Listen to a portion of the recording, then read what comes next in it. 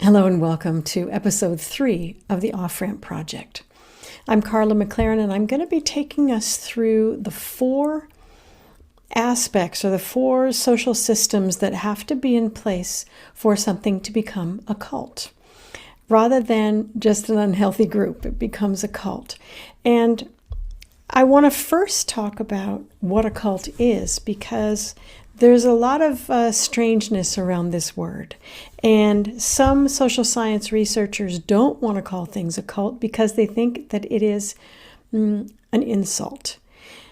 I wrote this book with my colleague Janja Lalich, who is an internationally known cult expert. I was fortunate enough to meet her when I was in school and to work with her, and we've written a number of things together. We wrote in Escaping Utopia, which is a study Janja had done about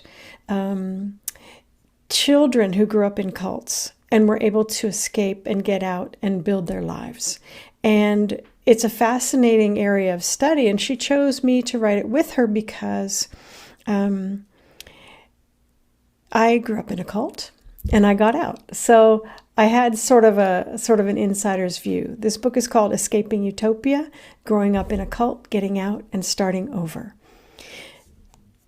Janja and I started the book by saying, what is a cult? And this is what we wrote.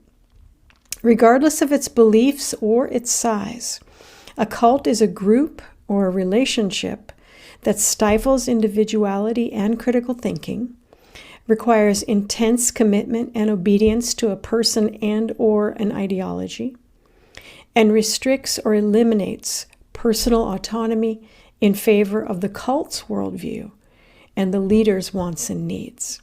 Right? So when you get into a cult, even if you started out as a very idealistic person who really wanted to change the world, the mechanisms, the social structure within the cult began to change you into a perfect member of a high dedication, high control, high intensity, self-sealed cultic group. Now, for something to be called a cult, it has to have all 4 things, says Janja, and I would agree. It has to have a transcendent belief system, which we're going to look at today, charismatic authority, systems of control, which means the social structures and systems that help the cult seal itself and keep you or me with a very high dedication and very high intensity.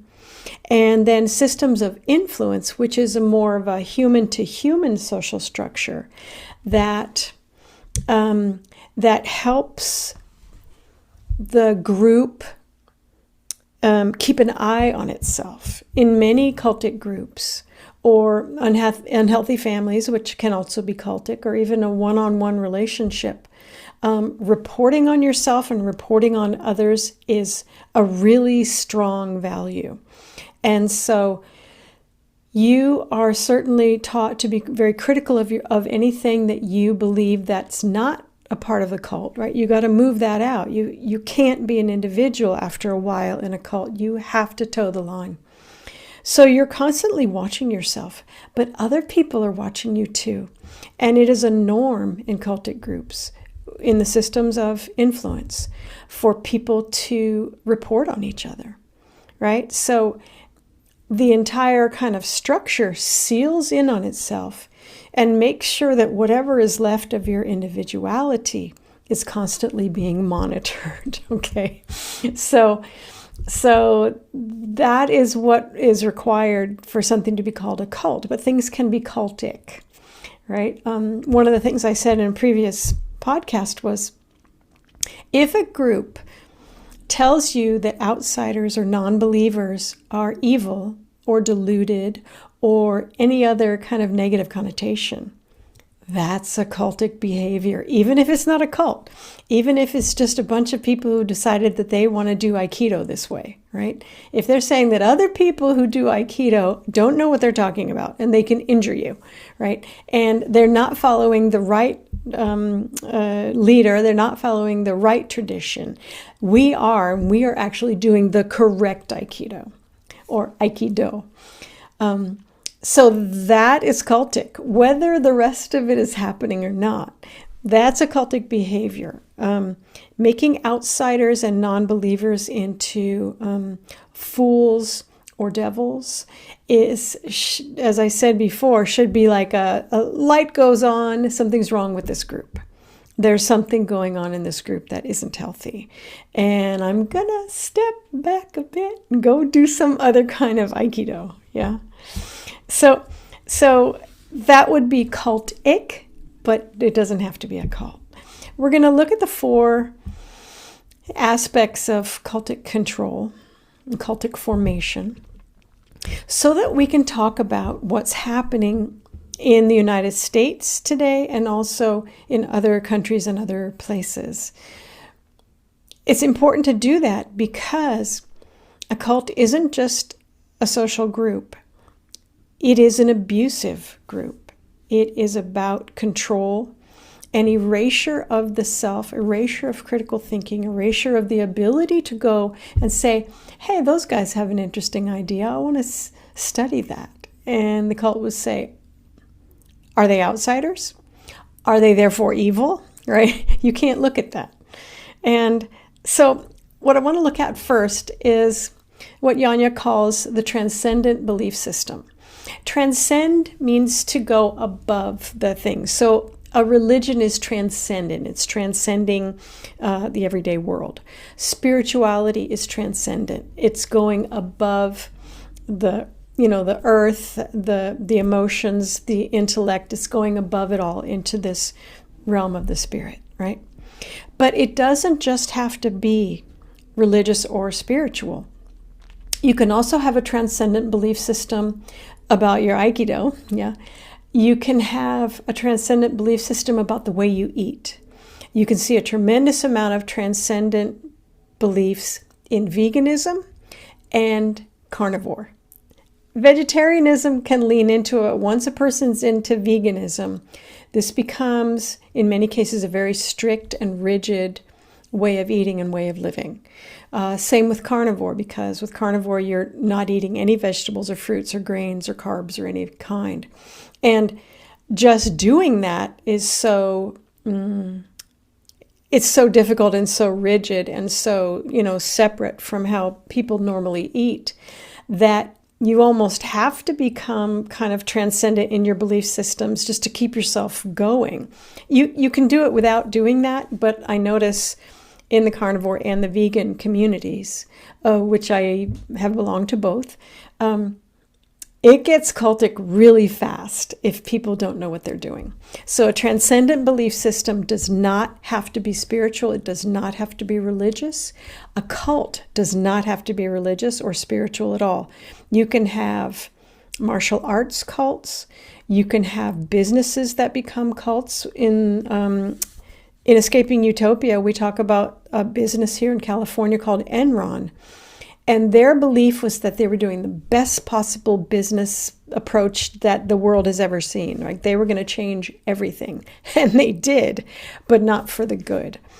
What happened within Enron was this transcendent belief system that we are the champions. We are the people who are going to change the face of business.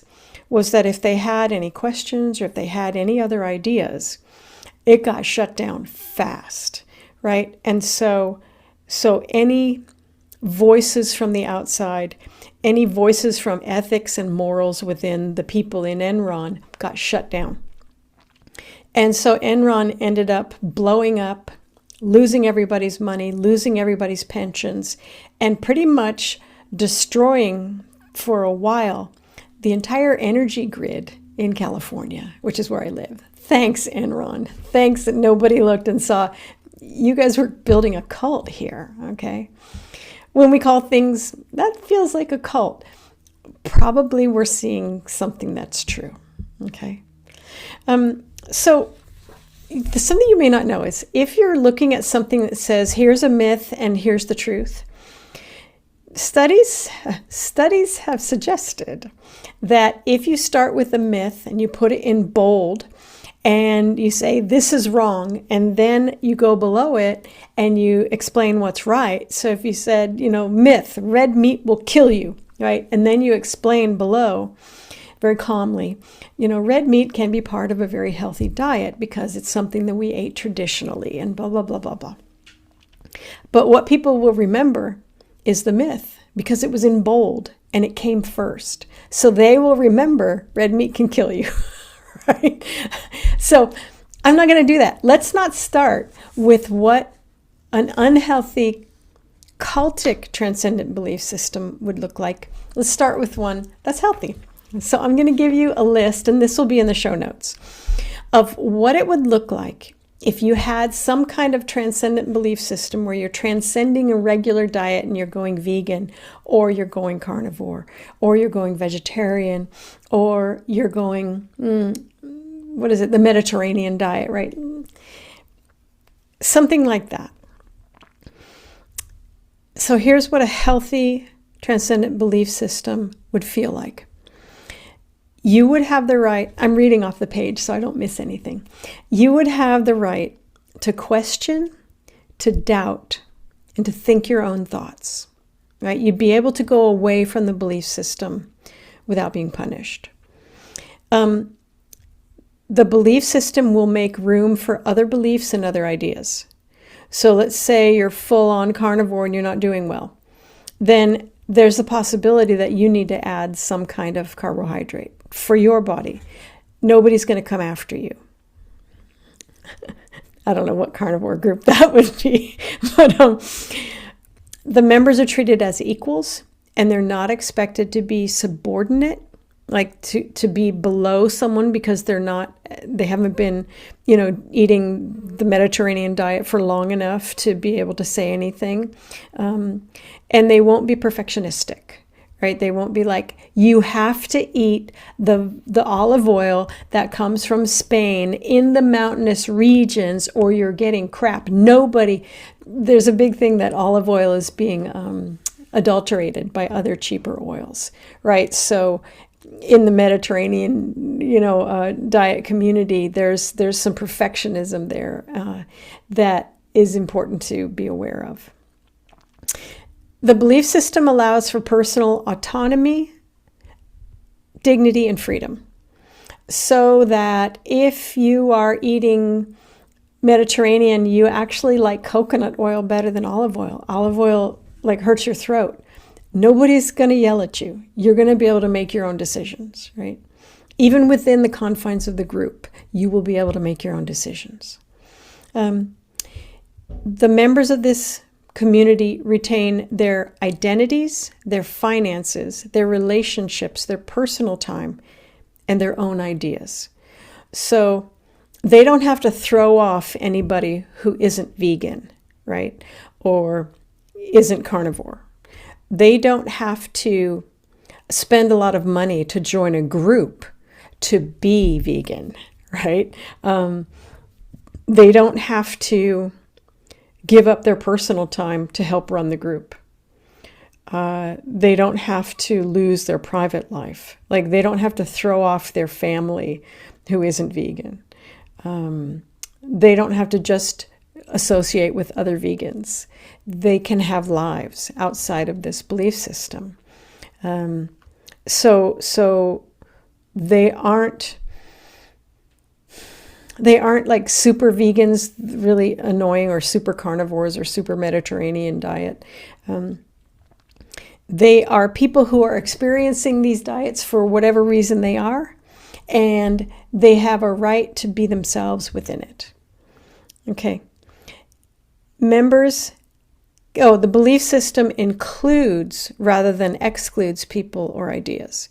So in veganism, it might be you could eat fish, and they would be absolute, you cannot eat fish. There is no eating fish. How can you call yourself a vegan if you eat fish? I mean, it's right in the name vegan, right? So there would be these calls for purity and perfection within it, instead of calls to what your body's telling you because it's been dreaming about fish for the last 3 weeks, and maybe you want to try some fish.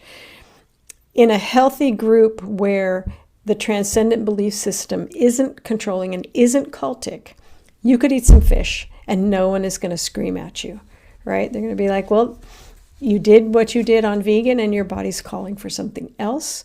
So stay in the group or go, just do what you need to do. We still have information about how to make really excellent vegan cheese, okay? Right? We're not going to throw you out. You can also leave the group. You can leave the eating practice. You can decide Mediterranean isn't for me. I need some red meat, or I need fewer vegetables. My system isn't handling this. You can leave without being shunned, right? You won't be a failure, and you won't be forced to abandon the friends you made in the group, right? In cultic groups, when it's my way or the highway's out and you can't come back. When I was kicked out of my cult when I was 17, I wasn't allowed to go back to the building. I write about this in my book, Missing the Solstice. I wasn't allowed to be present when members spoke about cult business. I was erased. I was shunned. That's no way to run a business. That's no way to run a group. And most importantly, the transcendent belief opens members to the world rather than isolating them or segregating them from the world. So the belief is sort of, this is the most important thing to us. That's why we're together. That's why we've agreed that this belief is something that we really want to focus on and dedicate ourselves to. But it doesn't become self-sealing. It doesn't become anybody who's not eating Mediterranean is killing themselves. That much is clear. And big pharma, and then people go on and on and on about all the evil outside of the Mediterranean diet or whatever. But it can just be something you're experiencing. And if it doesn't feel right to you, the group is strong enough in its own sense of self that it's going to be okay. It's going to be okay. It's hard to find groups like this because many people will only join a group if it's the best darn thing ever, right? They'll only do the diet if it's the best diet. In the carnivore world, they actually call the diet a proper human diet. And I'm like, cultic, okay? Because that means that any other way of eating is improper or it's not for humans, right? It's cutesy that they branded it that way. But what those words can do to people who are already, many people, I'm going to say 70% of the people I've seen in the carnivore and the vegan spaces come there because they're very ill and their body is not tolerating a regular everyday diet. And so when you're very ill, you're also very vulnerable. And you are vulnerable to influence. You're vulnerable to demands. You're vulnerable to group norms. You're vulnerable to transcendent belief systems. You're vulnerable. And so for people to say this is the proper human diet, they may just be really excited for their own selves that they've found something that's worked for them because they were likely sick when they came in, right? But they don't consider the effect on other people. So you're going to want to watch out in any group you're in, a volleyball, team, a singing group, anything. Just to be aware that many people will join a group and then it has to be the best group ever. And they will start a way of eating or exercising. Remember CrossFit? Oh my gosh, CrossFit was a whole experience. It was a transcendent belief system, right? CrossFit was better than uncrossfit, right? It was better than other forms of exercise. And we could look down on people who were just jogging, oh my gosh, or people who were just weightlifting. We have it all in the CrossFit world. I wasn't a CrossFitter, but I'm putting it on, right, for this for this purpose. In many ways, people don't want to join a group unless it's the best idea ever, right? They don't want to put their time and money and energy into a way of eating that's maybe could be good or a way of exercising that might not injure you, right? They want the promises.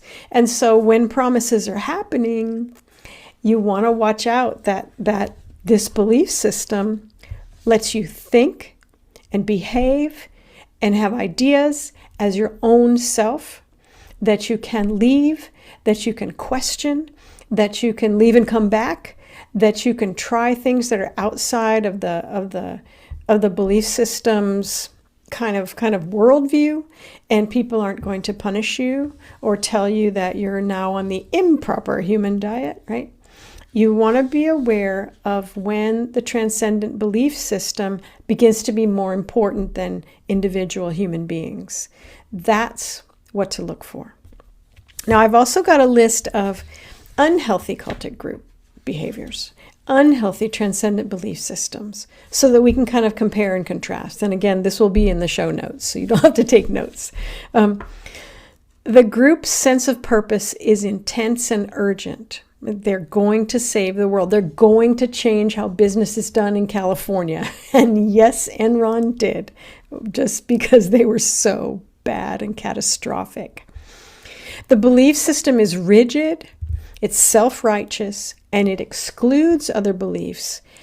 And those beliefs are criticized and ridiculed. So I see this among vegans and carnivores.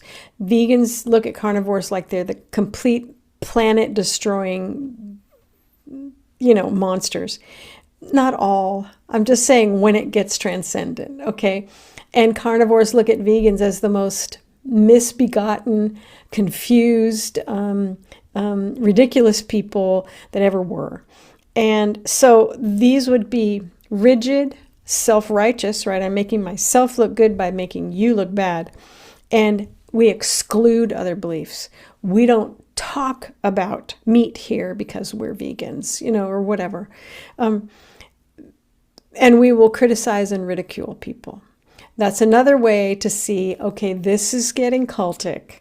If we are looking out at the people who follow it or the people who are not like us, and we like to make a lot of memes about how utterly ridiculous they are, right? Ridiculing other people is a way not only to push them out and dehumanize them, but it's a way to increase cohesion in the group. Like, oh, we're the cool kids, right?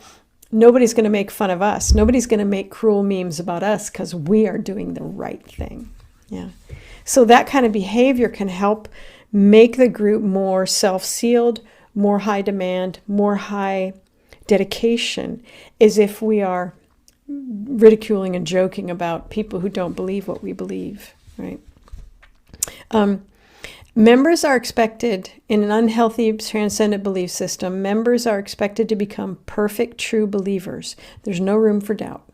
You can't read other books. You can't go to other religions. You can't think of other forms of spirituality. You have to do it to the letter. You have to be absolutely perfect. And what that means is you are taking your individual, unique human brain and putting it on a shelf because you're not allowed to think as yourself anymore. That's a big way that groups start to create their own weather pattern, when people lose their individuality behind it. And they don't even know it because they're working so hard to be the perfect, dedicated group member, following things to the letter. It feels like work. Right? It feels like dedication. It feels like you're getting somewhere in your life. And that's a trick, because you are removing your own self in order to become a perfect member. And that's not who you are. You're still yourself. In these transcendent belief systems that are unhealthy, the belief system promotes specific and demanding tools, practices, and rules to turn you into a perfect follower. I would say with hardcore carnivores, it would be you never have any fat source that isn't animal. So you cannot have coconut fat. You cannot have olive oil. You cannot have avocado oil, because those are plants. And then comma in the parentheses, dummy. Those are plants. What are you even doing here? You have to do the practice exactly right. You have to follow the rules. That's a sign of an unhealthy group. with an unhealthy transcendent belief system.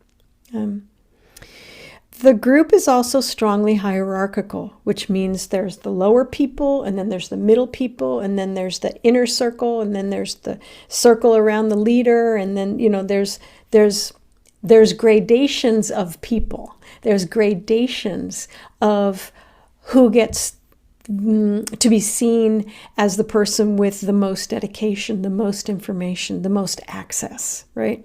Hierarchies have their place, but they're almost always a sign of trouble.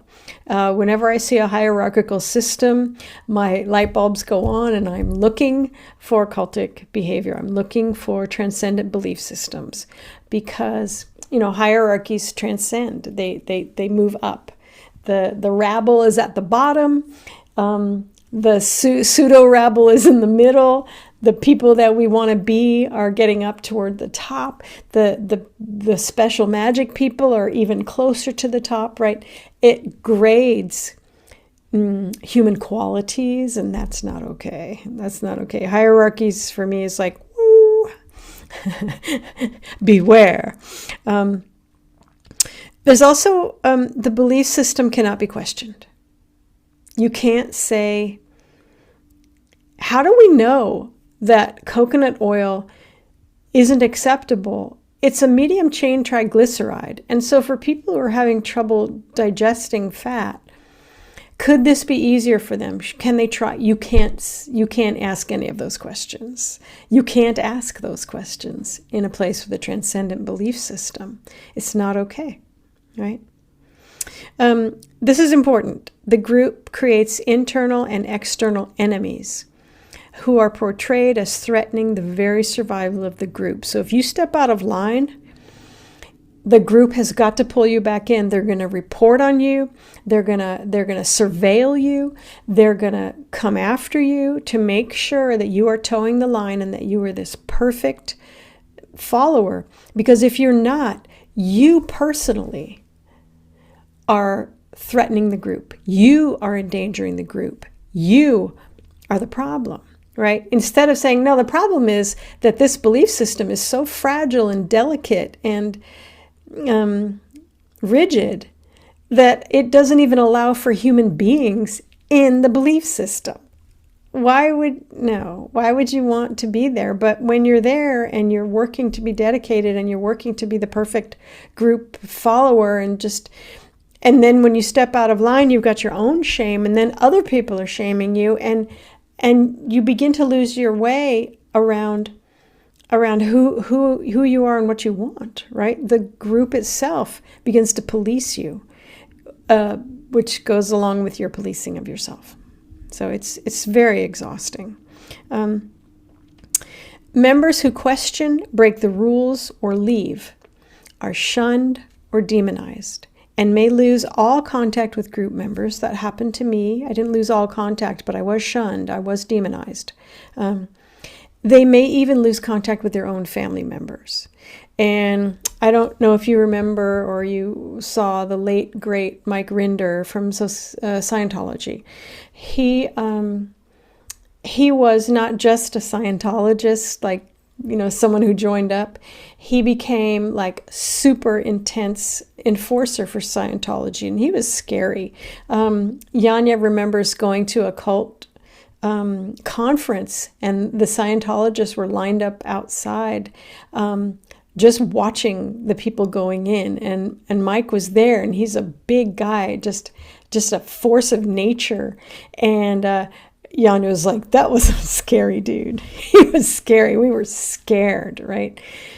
Scientology didn't want to be called a cult, but if you look at, if you think back to what I said about these belief systems, Scientology's doing them. Right? They may have something good in their belief system, but the way that they're managing it is abusive. And it's okay to say that because it is, right? But when Mike left, when he needed to leave, he lost all contact with his children. And I was going to have Mike on this show. I was going to be writing a book that included his voice. But he died in January, and he was never reunited with his children, right? Leaving Scientology is dangerous. It is heartbreaking. It is heartrending for everybody. And you become, you're shunned. You're demonized. And the idea is that if anybody is inside Scientology or any number of cults, let me not pick on Scientology. The idea in my cult was that if people had contact with Carla, who's 17 years old, that would break their connection, that my negative energy, right, my questioning of what was going on in the cult, and I did question it and I did get kicked out, would infect people. I would be like a flu bug, or I'm COVID of the cult, right? That if people were to have contact with me, I would ruin the cult. I was that powerful as an outsider. And that was the same thing that happened to Mike Rinder, is the idea that his kids had to be protected from him because he was one of the demonic outsiders. I don't know if they use the concept of demons or anything like that, but he was, I think they call it a suppressive person, that he was someone who was toxic. His very being was toxic. And what a thing to live through, what a thing to do to people. If you need to question, break the rules, or leave in a healthy group, that's going to be fine, right? It's going to be fine. You can just move along and the group will stay, or it will break up, or it'll just do what it does. It's not a big, giant problem. But when a belief system is transcendent, it transcends the normal. It's the best thing ever, right? Your individuality, your questions, your challenges, your capacity to think critically, your capacity to think outside the box they've created in this self-sealed group is dangerous. You become dangerous. Your ability to think and question is a danger to that group.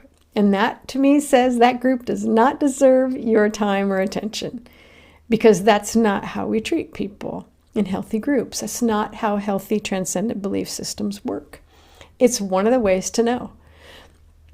It's so important. And the reason I'm taking a podcast for each of these 4 aspects, which are the transcendent belief system, the system of influence, the system of control, and the charismatic authority, is because if you don't know these things, it's very easy to get caught up. It is very easy to get caught up. And even when you do know them, the thing about a cultic group, which is also a high demand, high intensity, self-sealed, high dedication group, we can call it any number of things if you don't like the word cult. The thing about them is they are engineered, not that there's an engineer behind them. People find ways to create these problematic groups. They are engineered to seal you in and to keep you there. They are powerful, powerful social mechanisms. And if you don't know what they are, it is very easy to get caught up in them. You may be able to look at an actual, cultic group and say, oh, I would never join that.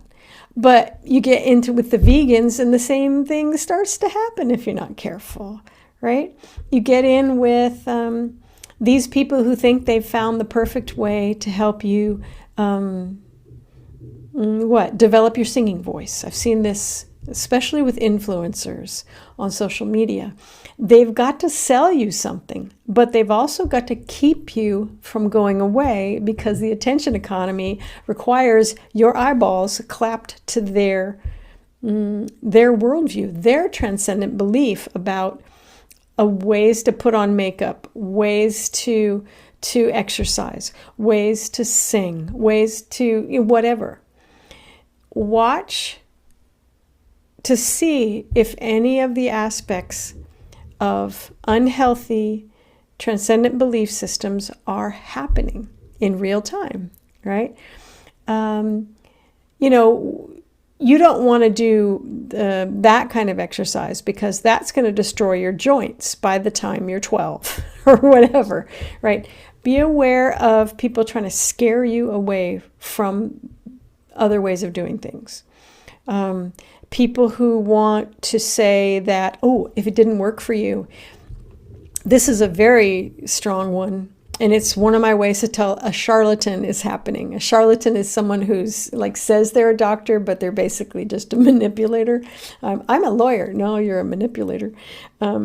If you say you're having trouble with this singing practice and you're actually getting more sore throats, and what they'll say is you haven't done the program. You haven't done the program right. So keep at it. I was having a lot of trouble. I had to go on the carnivore diet because I was having tremendous trouble with carbohydrates, but then I started having trouble with the carnivore diet. So I tried to find a doctor who even knew what the heck it was, because my doctors would be like, why are you eating meat? Why aren't you eating carbs? I'm like, because I can't eat carbs. So I went to a person who advertised themselves as a carnivore doctor and told her about what I was experiencing. And she said, well, what you need to do is basically go on the carnivore diet and really be on it. Really be on it, right? And I really had been on it and I got sick. She didn't take that into account. She needed to start from first be perfect. Be a perfect, proper human diet carnivore robot. Then we'll see if any of these problems that you brought to me are real, right? I was like, whoa. And so I wrote to her, I said, we're not going to be able to work together. And I didn't say, because you're a cult leader. But her rigidity around the proper human diet, right? She had drunk that glass of wine. Oh, she can't have wine. She had drunk that glass of water with salt in it. And she was full on transcendent belief system. That is not what I want in a doctor, right? I want someone who can think critically and think outside and look at an individual saying, I already did that and I need support, right? Instead, she just fell back to the old, this is the best diet in the world, and any other diet is going to kill you. And if you're not doing well on this diet, it's because you're not doing it well. You're not doing it right. I'm like, screw you. That is not what's going on here.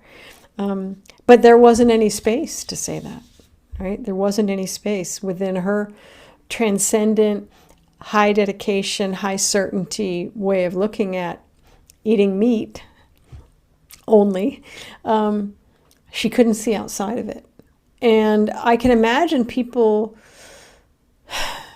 going to her with real problems and spending money and time and energy when all she could offer was just follow the carnivore playbook, right? That wasn't helpful. That, Hippocratic Oath said, first do no harm, my friend. So watch for people who are invested in so much in their belief system, in their system of whatever it is, that they have to make other systems wrong, that they have to make you wrong if you don't do the system perfectly, and that they frighten you away from other ways of doing things, right? Because this is the best way. We've all decided that this is how you learn to sing, and this is what you do with your voice, and these are your voice lessons, and this is how this happens, right? How can you maintain your dignity and your autonomy and your individuality if the belief system is so rigid and so hierarchical, meaning I'm the best system and all other systems are below me, that it can't even handle questions from a devoted follower? That's not a belief system that I want to support, right? I already did that. I don't want to do that anymore. I wanted to say before we end that I helped to edit a book that Janja wrote about people who leave cults. And a lot of them need a lot of support, because especially if you grew up in a cult and your individuality and your ability to question and your critical thinking and your sense of self have been sort of stripped away so that you could be a perfect follower, you're going to need support. And Janja's book is called Take Back Your Life. Janja is Janja, and Lalich is Lalich. She wrote this book with Madeline Tobias, but when it was time to reprint it or sell it to another publisher, they needed her to take like 50,000 words out of it, and that's a lot. She was teaching a full semester at school. She didn't have time, and so we created a course. I was in school at the time. I was getting my bachelor's degree. We created a course where my job was to edit the 50,000 words out of this book. So I got credit for it. I didn't have to take another meaningless course. And I learned by doing. Like, I learned this whole thing. And it was so wonderful for me to read through this book and see all of the ways that I could have used support when I was 17 and I got kicked out of our cult, right? I needed a lot of support. It took me, I would say, that time in the cult, it was from age 10 until 17, probably took me about 12 years to recover, to fully recover. That's a lot. And if I had had this book, I could have recovered much earlier. And what I mean by recover is I was directionless, right? I had been kicked out of this group that had told me that, this was the be all and end all of human experience. These are the beliefs that are the best beliefs in the world. And when I started questioning, I thought that people there would care enough about me to listen, and they didn't. They didn't, because they were all hyper dedicated too. And listening to me would have been, in that context, it would have been a betrayal of everything they believed. I understood why they kicked me out. I understood. But to throw a 17-year-old girl out when she had given up everything because she questioned things, that's some cruelty, okay? Cults that do that, groups that do that, are cruel. They're abusive. And one thing that Janja says, and it's been very helpful for me, is a cult is an abusive relationship. It becomes an abusive group. But no matter how small or big it is, if it's as small as, two people in a relationship and one is totally controlling of the other, or if it's as large as a country, it's still an abusive relationship. And there are signs and there are bullet points lists that you can look at to see, is this group, is this belief system, is this leader healthy or unhealthy, loving or abusive, healing or cruel at its very base. That's really important things to know, no matter who you are. It's really important to know. See a hierarchy? Get your glasses out and look closely. If you see people on the outside of the group or the idea or the way of eating being ridiculed, dehumanized, or even demonized, get your opera glasses out and start looking at that very closely, because that is a big sign right there. As we move forward, we're going to talk about different aspects of abusive groups and abusive ideologies and abusive social movements. But I want you to know that you can take back your life, as Janja's book says. You can escape utopia. If it really was utopia, it wouldn't be so mean and it wouldn't be so controlling, right? My utopia is going to be much different than the utopia that my cult was trying to create. Mine's going to have freedom. Mine's going to have love toward outsiders. Mine's going to welcome other ideas. Mine's going to make people feel welcome and that they can go. They can go. It's okay, right? So I wish for you that you have loving, accepting groups and ideologies in your life. That if you have a transcendent belief system, it hasn't transcended over your very humanity. And that if you found a really cool way to be in this world, to eat, to exercise, to sing, to pray, to meditate, if you found a really cool way to do that, that no one in the group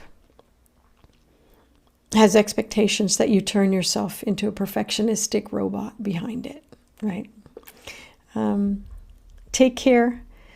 Next time we're going to talk about a different aspect of high demand, high intensity, high influence, self-sealed, or cultic control, so that you can move forward in this world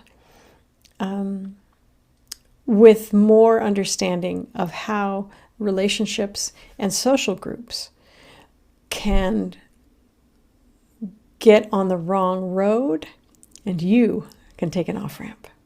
Thank you.